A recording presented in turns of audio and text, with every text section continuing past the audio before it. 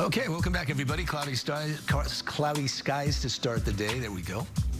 Sandag board members met Friday night to discuss an array of topics, and joining us now with a breakdown to what occurred is Sandag board member Terry Gasterlin. Terry, good morning. Good to see you again. Good morning, Jason. Good to be here. Okay, I read these notes, and they're very confusing.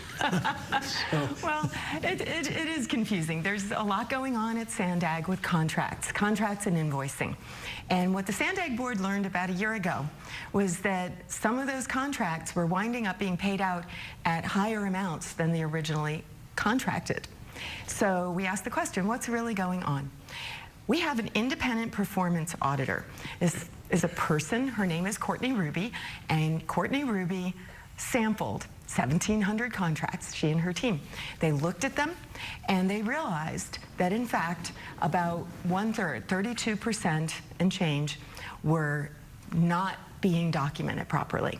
So they took the top 5 contractors, they looked at 1,700 of their invoices by sampling. That means you take them at random and you look, and found that 32% did not have the documentation to support that the work was completed.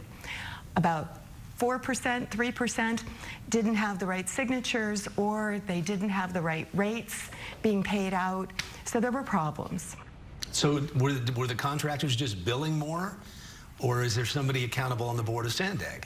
Well, the board is accountable for figuring out that there are problems. And now we have figured out that, there's some problems here. So who's actually doing the payments? Well, these are project managers. These are people working. And over this 4-year period that was audited, they were working hard to pay these invoices. They had insufficient support with the software systems in place, clearly, in my view. And a new software system went in place at the beginning of this year. So hopefully what we're going to find when we look back at 2024 is that at least some of these problems have been cleared up. Okay, the contracts that were paid out, is this would this possibly be cases of contractors that said, I know we were contracted at this price to do this, but it went over time and over budget, and so... Exactly. Well, those are the questions that we don't know.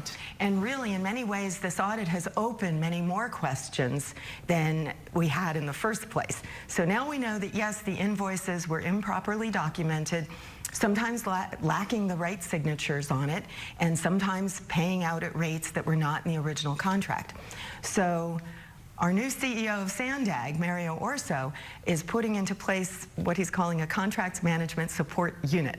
So this is a group of folks who are going to help every one of those project managers for the next time period, monitoring and helping them, training them, saying here's how we need to do things going forward. So hopefully what we're going to find when we look back a year from now is that these problems will be fixed. Are those people who are going to be helping them on the board of Sandag, or is this a third party coming in? I don't know. Okay. We have a name for it, CMSU. Right. Sounds like a state university, except it's a support unit. And this is something that the new CEO is going to implement. So stay tuned. As a Sandag board member, do you think that's a good call? I think it's the right thing to do. We've got to give support to the project managers. Clearly things weren't happening well, and they need to happen properly going forward. That's what our board... Now, there's one more thing. Our independent performance auditor has really beefed up what's called the whistleblower hotline. So this means that people who are inside Sandag, staff who are on the front line doing all this contract management, when they see something that's not quite right, now they can anonymously report what they see. And good. It's a way of people, no matter what level they are, of being able to say, hey, I see something, and now they can do something. All right. Sounds like a good thing. Yes, it is. Oh, okay, good.